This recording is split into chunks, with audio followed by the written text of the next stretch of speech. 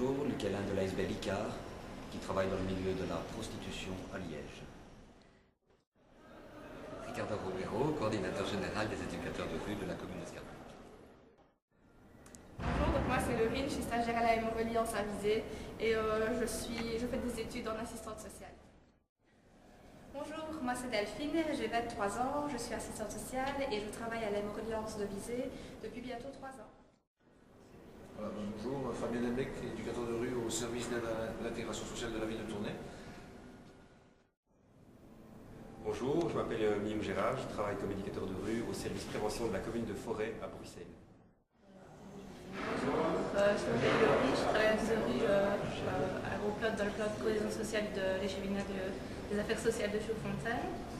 Je travaille depuis moins de 7 ans, donc je suis toute nouvelle dans ce domaine. Oui, je m'appelle Jean-Michel, je suis coordinateur du service prévention de la commune de Saint-Jostenot dans Bruxelles. Bonjour, alors moi c'est Camille Mustafa, j'ai 33 ans et je travaille au service prévention de la ville d'Ottignies-le-Balaneur.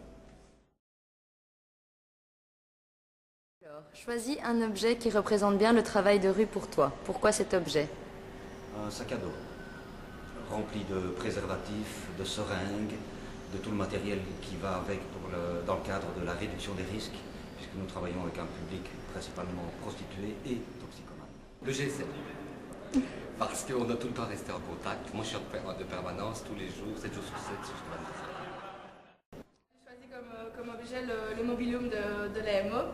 Donc en fait c'est un mobil-home qui se déplace dans tous les quartiers où on fait du travail de rue et donc ça permet vraiment de s'y rendre, donc ça permet la mobilité de s'y rendre dans les quartiers plus facilement.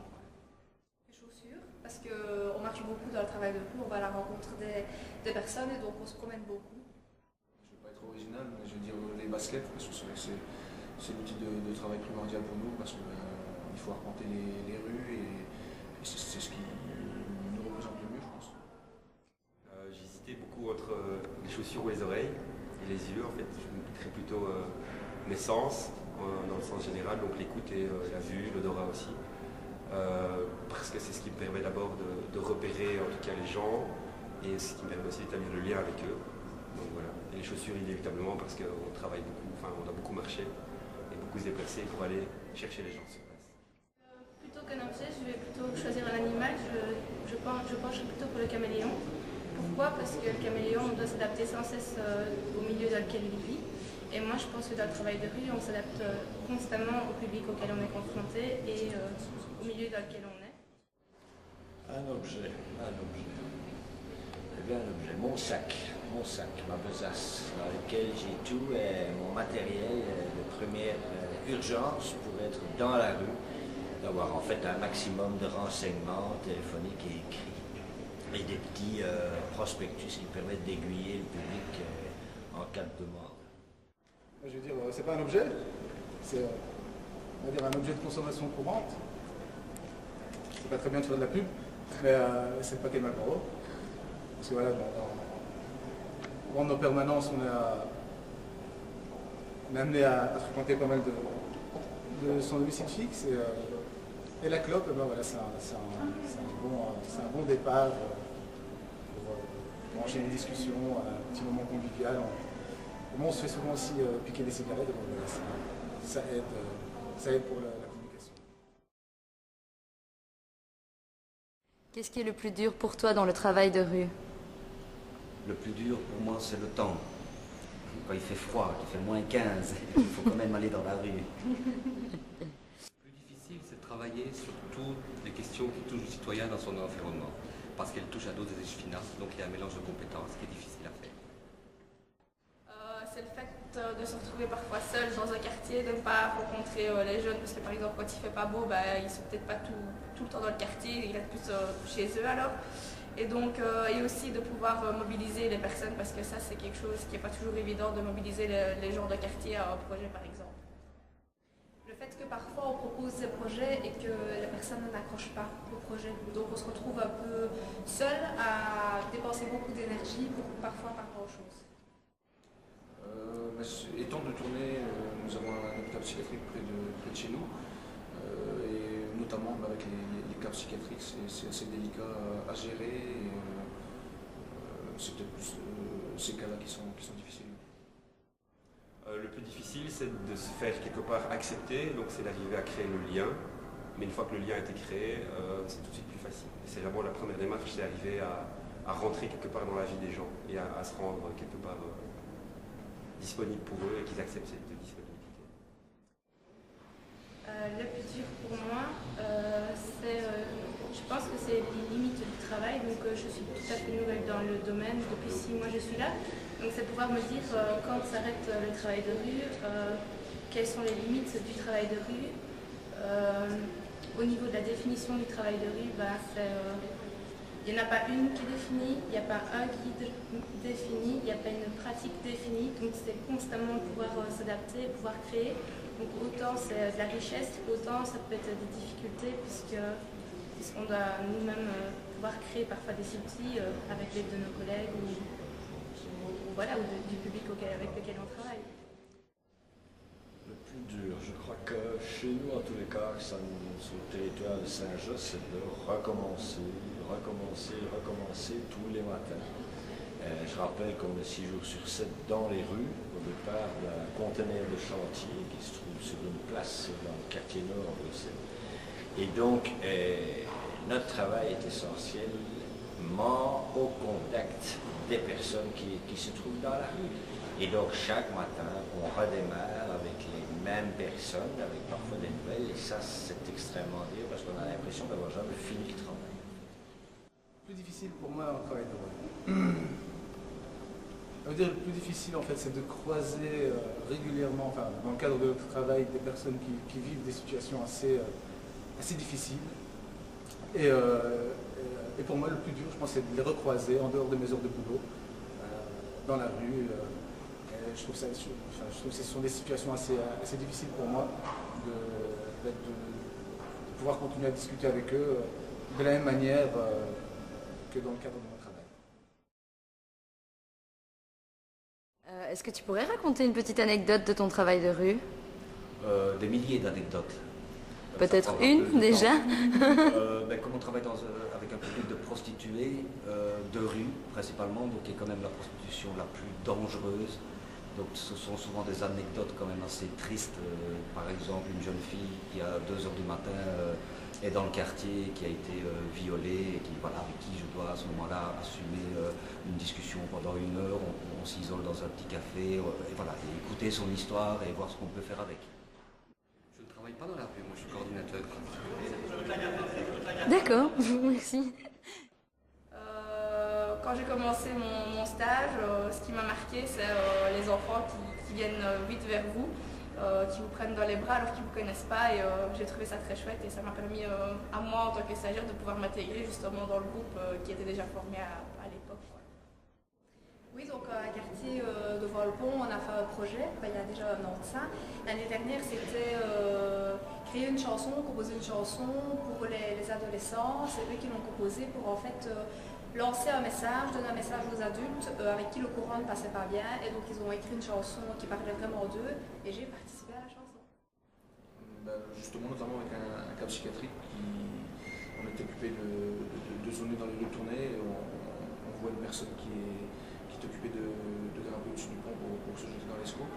Et donc nous sommes intervenus, il a fallu parlementer pendant facilement 1 heure pour le faire revenir sur le pont. Et ensuite on a travaillé facilement 6-7 heures sur cette personne parce qu'on n'arrivait pas à le réorienter dès le départ. On ne savait pas le faire rentrer au Marronnier. Donc on a dû faire tous les hôpitaux de tournée pour pouvoir trouver un hôpital qui voulait bien accueillir et l'héberger durant la nuit pour le temps qu'il se calme. Une anecdote, j'ai pas énormément de passé, mais on est parti en randonnée VTT et ils n'ont pas respecté une consigne de prendre à gauche au bon endroit, du coup ils ont pris à droite et ils sont tapés les pires montées qu'ils ont jamais eu de leur vie. Parce qu'en fait ils ont pris le chemin du retour où j'avais justement prévu de faire des chouettes descentes et ils se sont toutes faites à pied, en montée, en poussant leur vélo. Donc moi j'ai déjà rencontré une situation où j'ai une dame qui m'a téléphoné pour me signaler, c'était après l'hiver ici, pour me signaler qu'il y avait des trous sur son trottoir devant chez elle. Et donc, comme elle a vu que j'étais travailleuse de rue, elle me demandait si c'était bien moi qui venais observer les trous qu'il y avait dans son trottoir pour pouvoir venir les réparer. Donc à ce moment-là, je lui ai bien signalé que c'était pas moi qui m'occupais des trous du trottoir, que je suis travailleuse de rue, ok, mais pas pour les trottoirs. Je l'ai renvoyée vers le service compétent et alors elle m'a demandé, bah oui, mais alors c'est quoi votre travail? Alors là, j'ai signalé que mon travail c'était pas un travail de réparer des trous, mais plus un travail de relais social, mais voilà, c'est en longueur, il faut le temps d'expliquer aux gens. Une anecdote, une fameuse anecdote.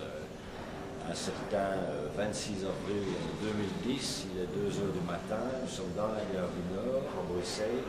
Il y a 26 personnes devant nous qui cherchent un logement et plus ou moins le même nombre de personnes, mais celles-là sont des policiers qui nous disent que ces personnes ne resteront pas dans la gare.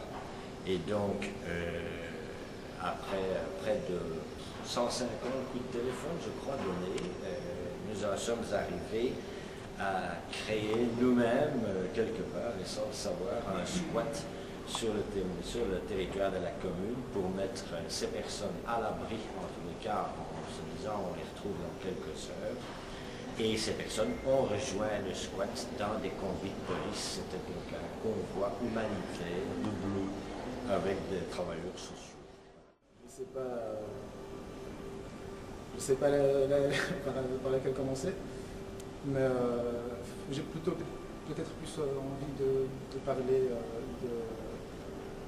du manque du gouvernement et du problème de subventionnement lié à nos emplois. Donc voilà, l'anecdote serait comment continuer à faire un travail au jour le jour, en étant serein, tout en sachant qu'on a cette épée de Damoclès qui est au-dessus de la tête et qui peut être problématique pour nous, puisque on ne sait pas de quoi notre avenir sera fait, et puis comment envisager un travail à long terme avec les utilisateurs, avec les usagers, alors que nous-mêmes, nous sommes dans une situation précaire pour l'instant.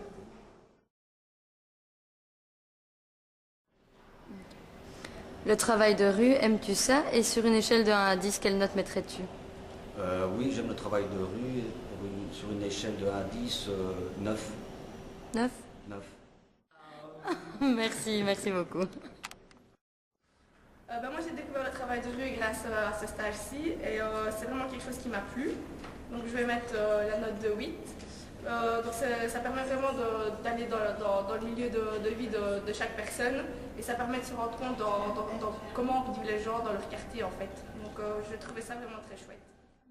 Oui, j'aime ça et sur 10, je pense que je mettrais 8 parce qu'on peut être autonome. Enfin, en tout cas, moi j'ai la chance de travailler dans un service où on nous laisse beaucoup de liberté, on est très autonome et ça permet d'être vraiment créative pour tout type de projet. Oui, c'est vrai que j'aime bien le travail que je fais, le travail de rue, et, parce que c'est assez diversifié, on ne sait jamais de quoi sera fait notre journée.